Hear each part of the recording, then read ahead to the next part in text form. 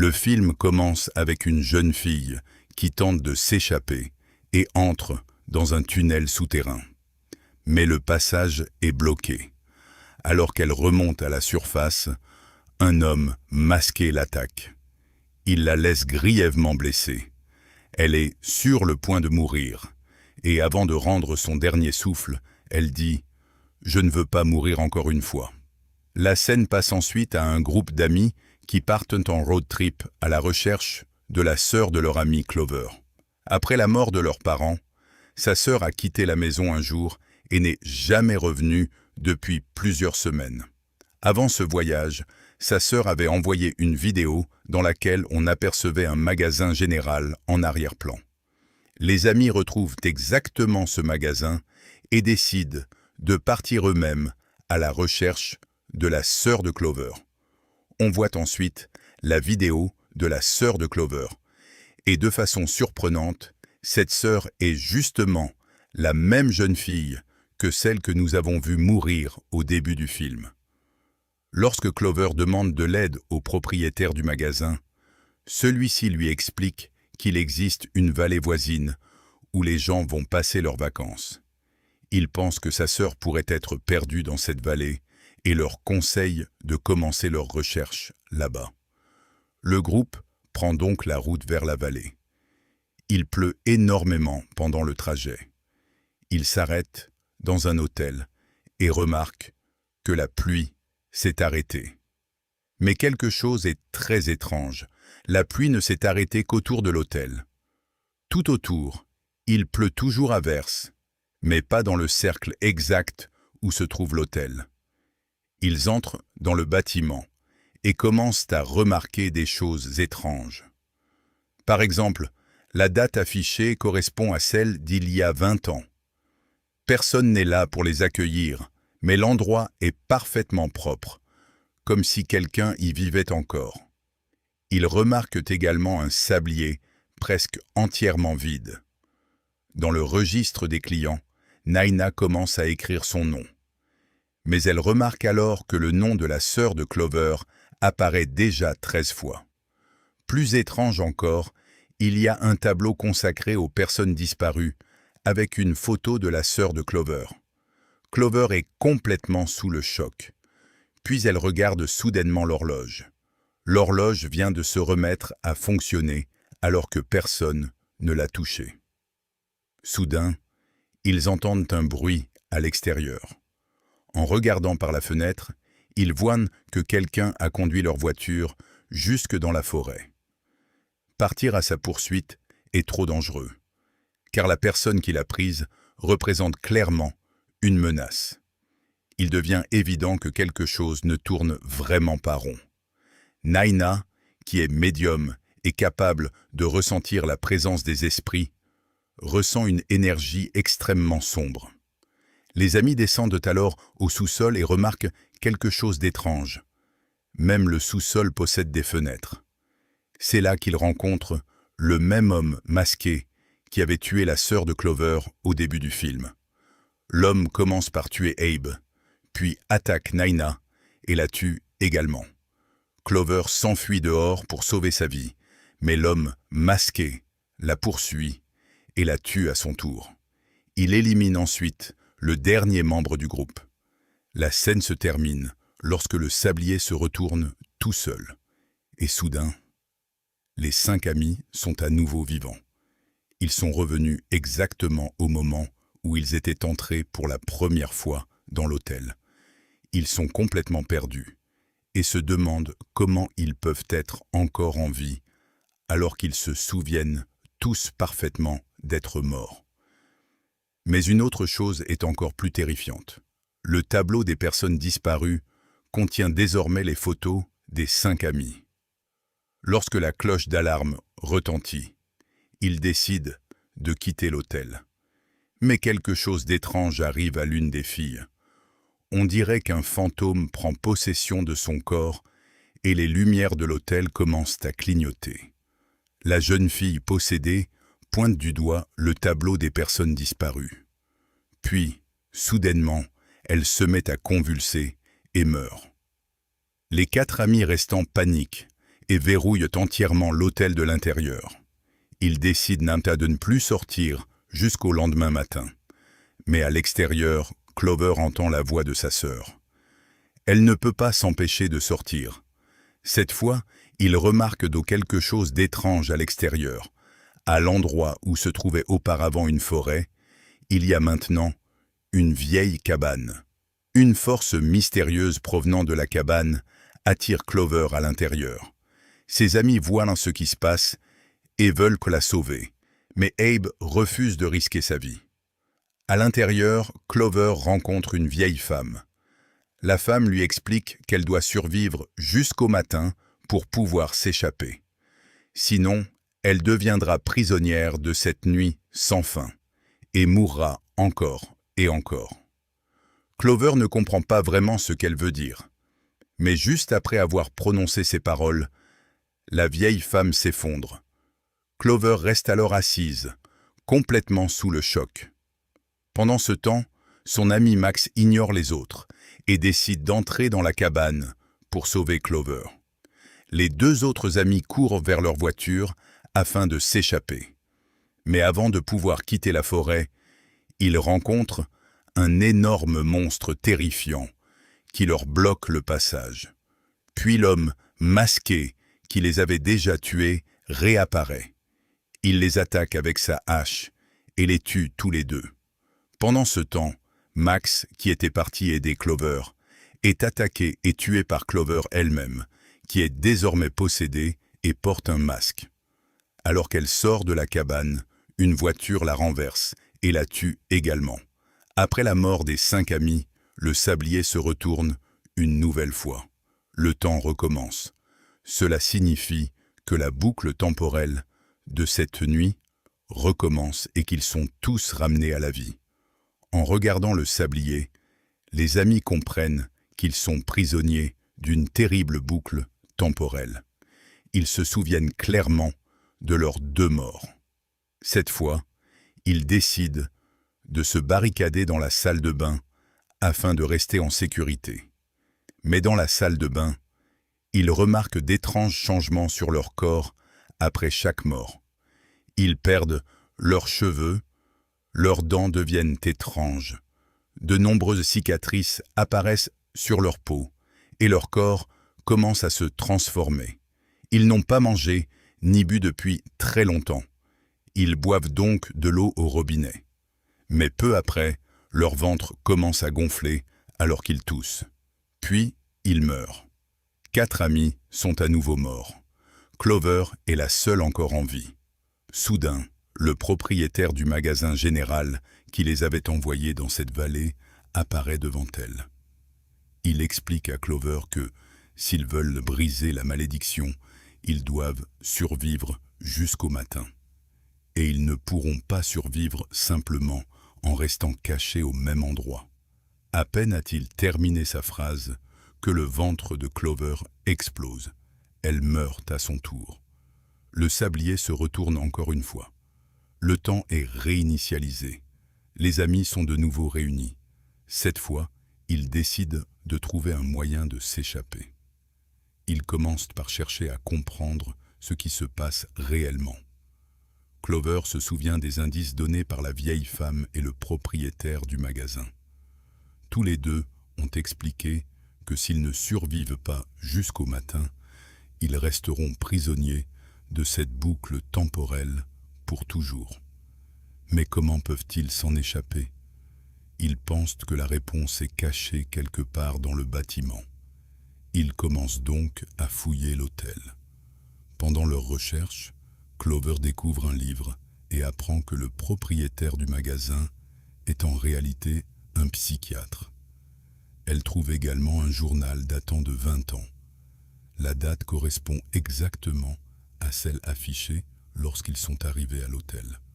Le journal parle d'un terrible accident survenu 20 ans auparavant.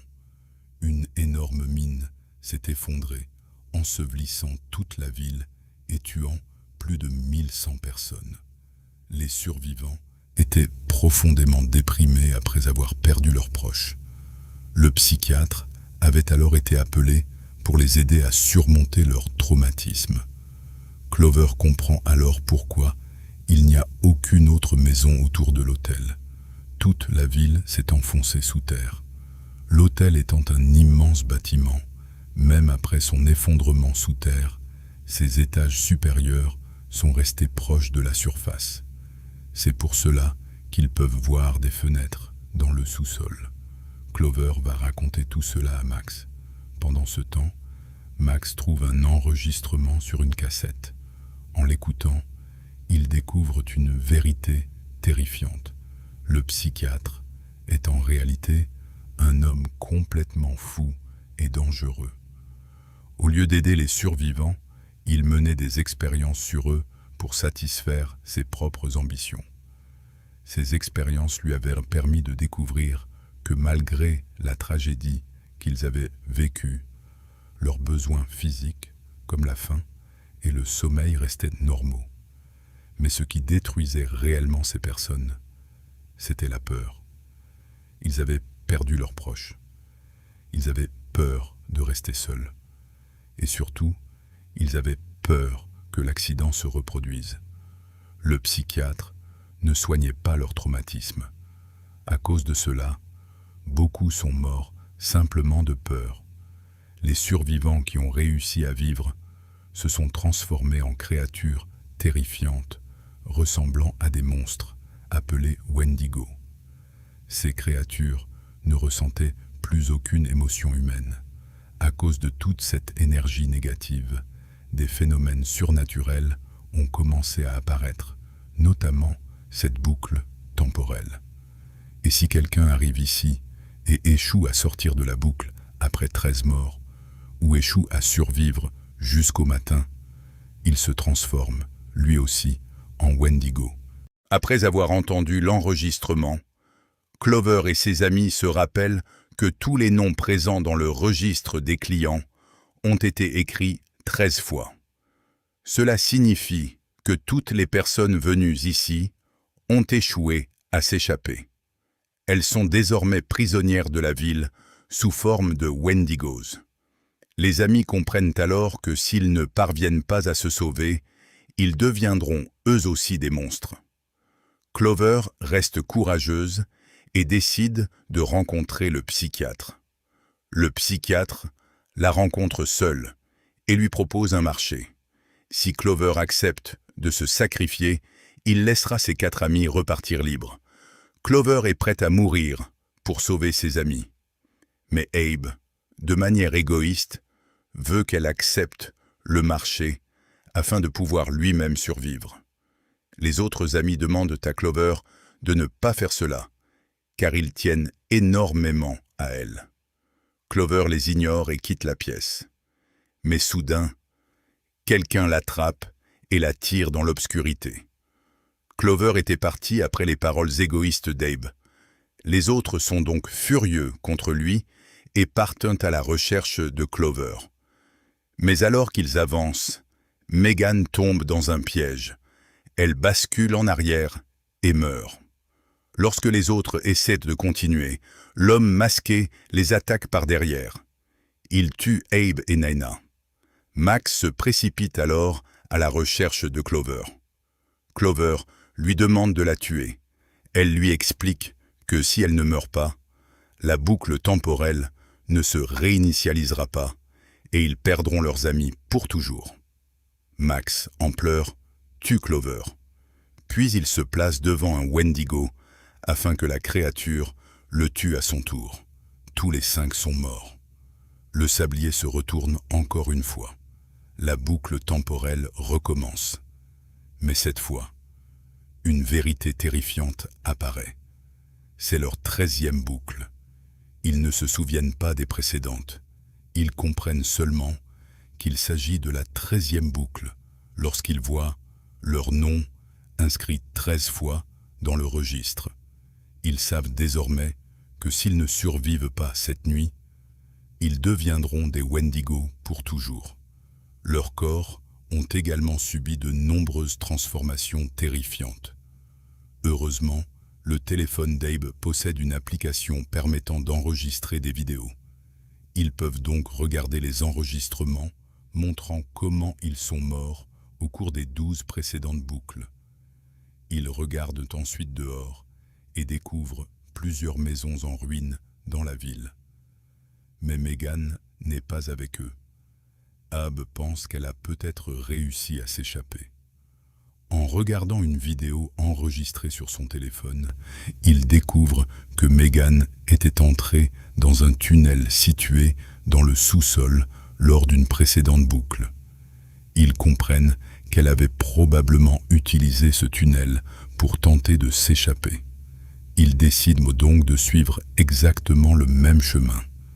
Mais à l'intérieur du tunnel, ils sont attaqués par de nombreux Wendigo. Ils doivent se battre pour survivre.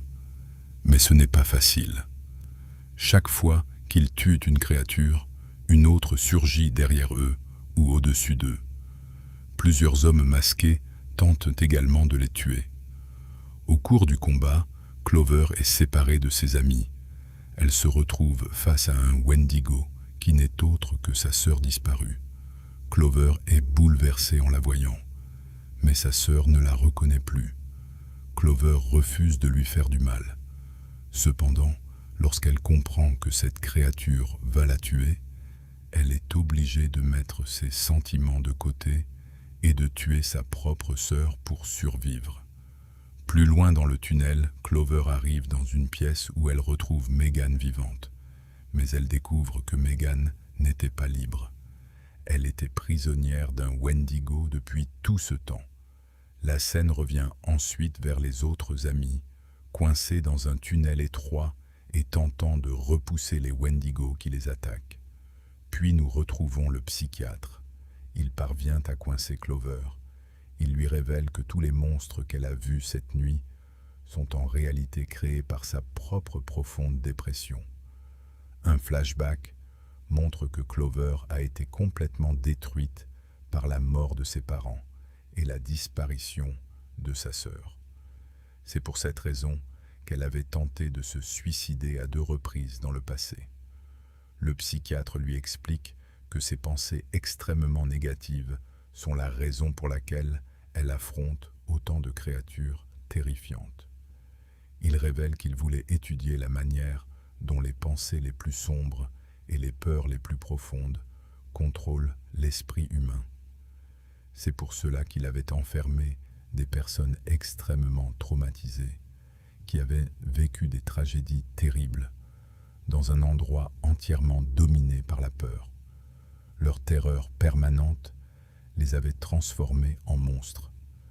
Clover comprend alors que le psychiatre est lui-même profondément instable mentalement après toutes ces expériences monstrueuses. Elle remarque ensuite que la même eau empoisonnée qui les avait tués plus tôt goutte d'un tuyau juste au-dessus de la tasse du psychiatre. Elle comprend alors quelque chose d'essentiel. Si le psychiatre meurt, tout ce cauchemar prendra fin. L'expérience sera détruite et ils pourront enfin s'échapper. Clover décide donc de le distraire pendant que le poison tombe dans son thé. Lorsqu'il boit le thé, son ventre explose et il meurt. Le psychiatre étant mort, Clover se précipite pour sauver Megan. À cet instant, les 3 autres amis rejoignent Clover.